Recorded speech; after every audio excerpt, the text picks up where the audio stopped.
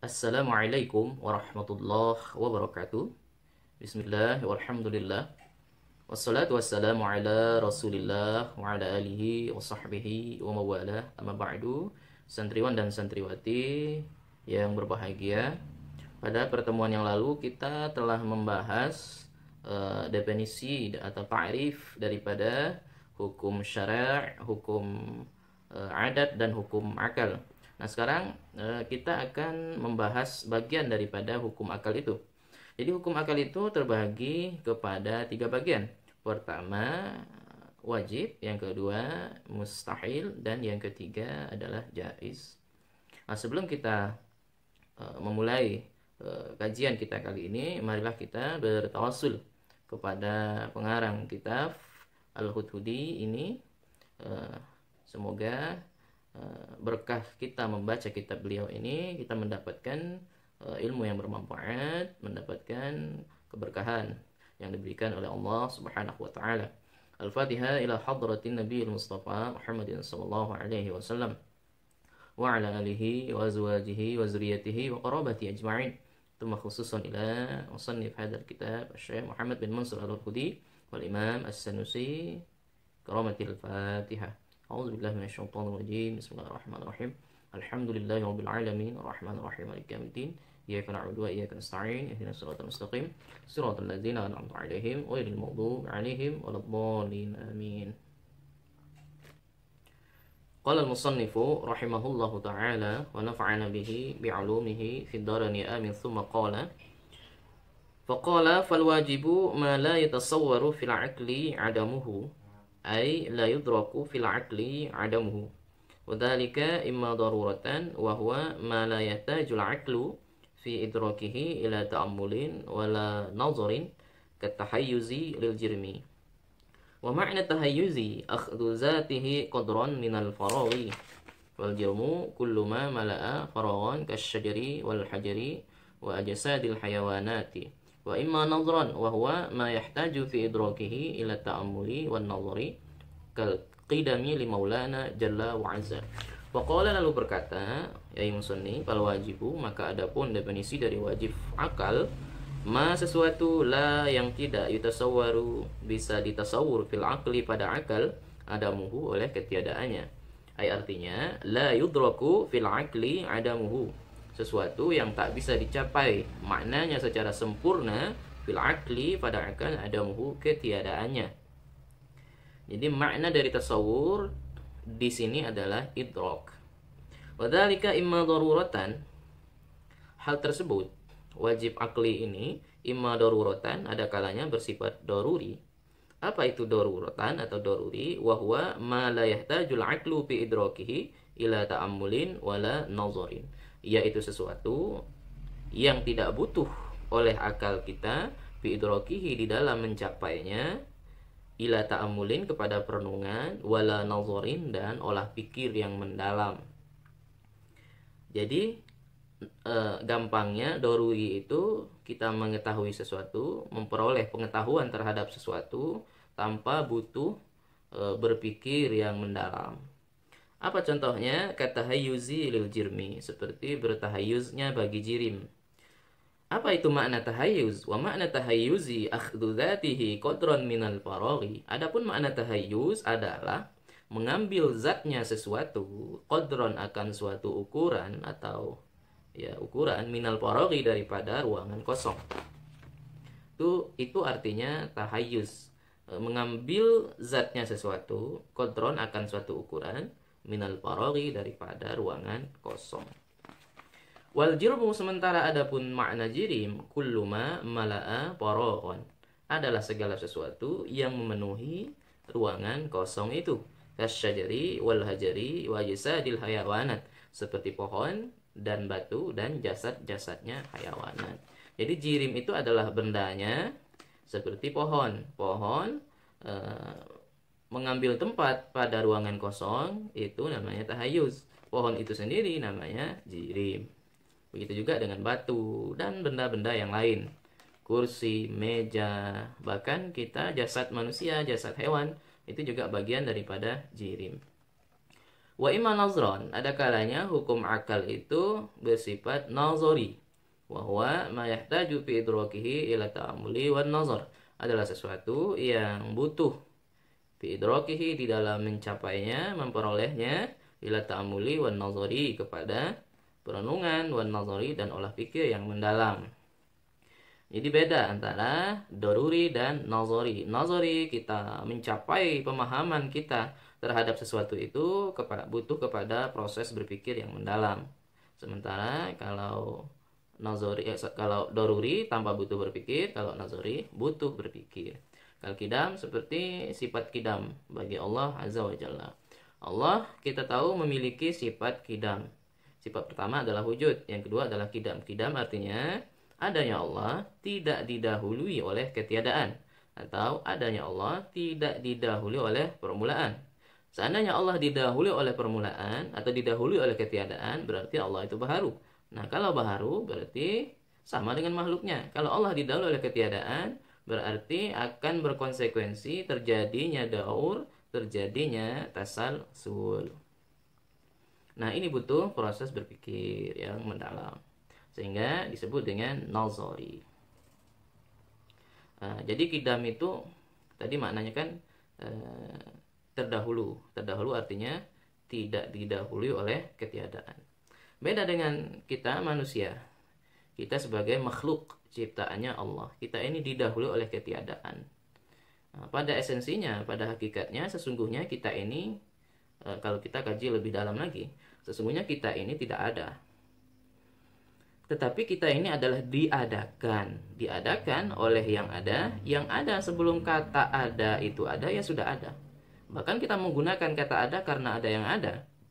Kita menggunakan kata tidak ada, tentu karena ada yang ada. Pada hakikatnya, tiada yang ada kecuali yang ada. Yang ada itu hanya satu, yaitu Allah Subhanahu wa Ta'ala. Wal mustahilu ma la yatasawwaru fil aqli wujuduhu imma daruratan tata'riyil jirmi anil harakati was sukuni wa imma nazran kasyariki lillahi ta'ala Allahu an dzalika 'uluwan kabira fa inna istihalata asyariki lillahi ta'ala la tudraku ila ba'd an-nazar. Wal mustahilu, adapun mustahil akli adalah sesuatu yang tak bisa dicapai bil akli pada akal wujuduhu adanya, atau ada yang memaknai dengan sesuatu yang tak bisa diterima oleh akal, tak diterima pada akal adanya. Imma ada kalanya mustahil itu daruri kata'riyul jirmi, seperti kosongnya jirim, anil harokati wasukun, daripada bergerak dan diam. Ada satu benda, misalnya kursi atau yang lain lah benda, lalu dia dalam satu waktu tidak bergerak, dia juga tidak dia tidak bergerak, dia tidak diam.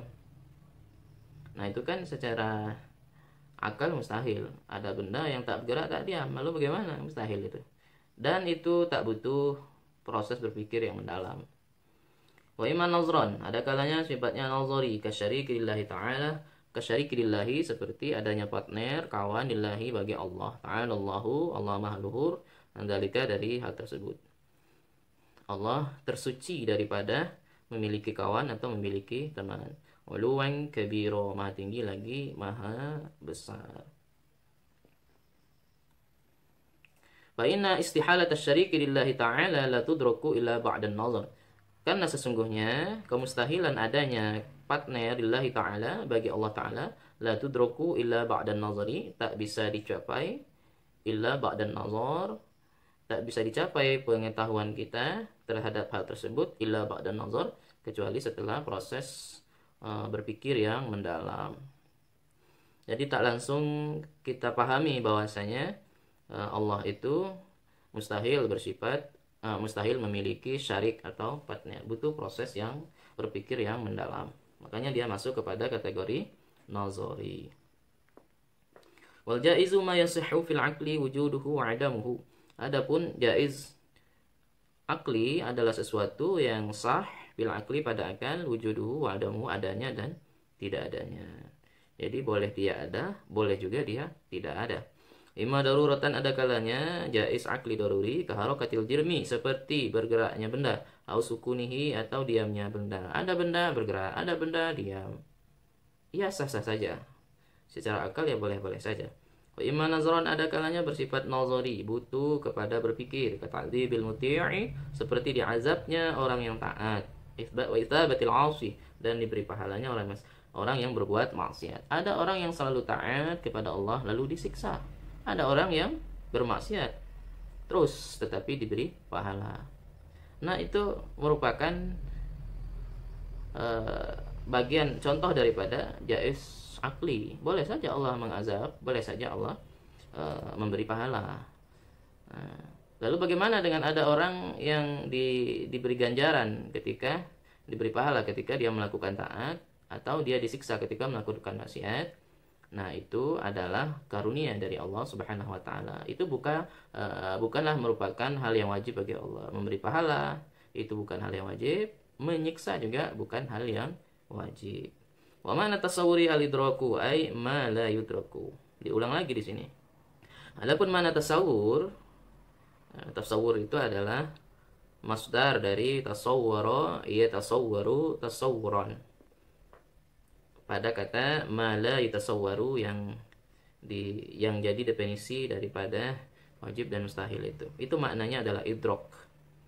Artinya ma la yudraku. Jadi maknanya sesuatu yang tak bisa dicapai oleh akal pada sesuatu itu secara sempurna. Itu makna idrak. Idrak artinya pencapaian akal pada suatu makna yang sempurna. Dalam artian kita bisa menggambarkan sesuatu itu secara kamilan, secara sempurna. Misalnya kita menggambarkan gedung secara detail, secara sempurna, atau kita menggambarkan sosok yang bernama Zaid secara sempurna. Itu disebut dengan idrak. Wa innama bada'a bi taqsimil hukmil aqli awalan li'anna al-mukallafa matlubun bi ma'rifati ma yajibu bi haqqillahi ta'ala wa ma yajuzu wa ma yastahilu wa la yukamu 'ala syai'in bi annahu wajibun aw mustahilun aw jaizun hatta ya'rifa haqiqata dzalika. Wa innama hanya saja bada'a telah memulai siapa musannif bi taqsimil hukmil aqli dengan membagi hukum akal awalan pertama kali li'annal mukallafa karena sesungguhnya mukallaf artinya orang yang telah dibebani oleh agama. Matlubun adalah dituntut bima'rifati ma untuk mengenal sesuatu yajibu yang wajib fi haqqillahi ta'ala pada haknya Allah Ta'ala, wa ma yajuzu dan sesuatu yang jaiz, wa ma yastahilu dan sesuatu yang mustahil. Wala yukamu dan tidak dihukumi alasan bahwasanya sesuatu itu, jadi naibul fa'ilnya ya, bi annahu bahwasanya yaitu adalah wajib, au mustahil atau mustahil, au jaizun atau jaiz. Jadi ada suatu perkara tak bisa kita hukumi dia itu wajib, mustahil atau jaiz hatta sampai ya'rifa mengenal atau mengetahui seseorang haqiqata zalika, hakikat yang demikian itu. Harus tahu dulu hakikatnya sesuatu itu baru kita bisa menghukumi itu adalah wajib, itu adalah mustahil, itu adalah jaiz. Perlu idrak yang mendalam baru kita bisa menghukumi itu wajib, mustahil atau jaiz.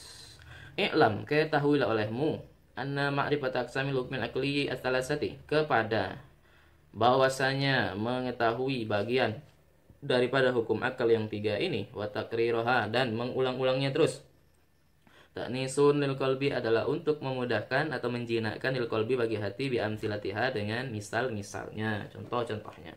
Hatta sehingga layata jal fikru tidak butuh berpikir fistidori ma'aniha di dalam menghadirkan makna-maknanya ila kulpatin kepada suatu beban, sehingga tidak menjadi beban.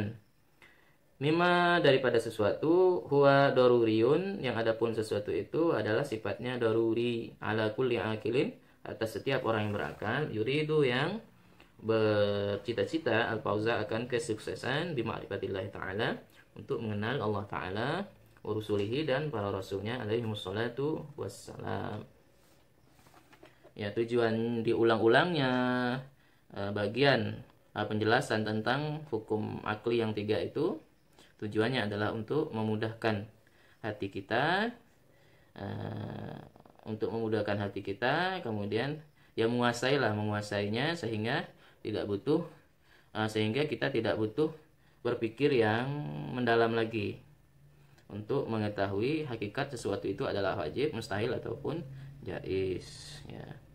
Bahkan qala berkata Imamul Haramaini. Siapa Imamul Haramain? Imam Al-Haramaini nama lengkapnya adalah Al-Imam Al-Allamah Diyauddin Abdul Ma'ali Ibnu Syekh Abi Muhammad Abdul Malik bin Abdullah bin Yusuf bin Abdullah bin Yusuf bin Muhammad Al-Haramaini Al-Juwaini, termasuk dari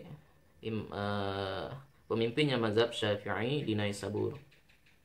Beliau ini gurunya daripada Imam Al-Ghazali. Imam Al-Ghazali gurunya Imam Al-Haramain. Lahir tahun 410 Hijriah. Kenapa beliau digelar dengan Al-Haramain? Karena beliau tidak hanya memberi fatwa di tanah haram Mekah, juga diberi wewenang untuk memberi fatwa di tanah haram Madinah, sehingga gelarnya Al-Haramain.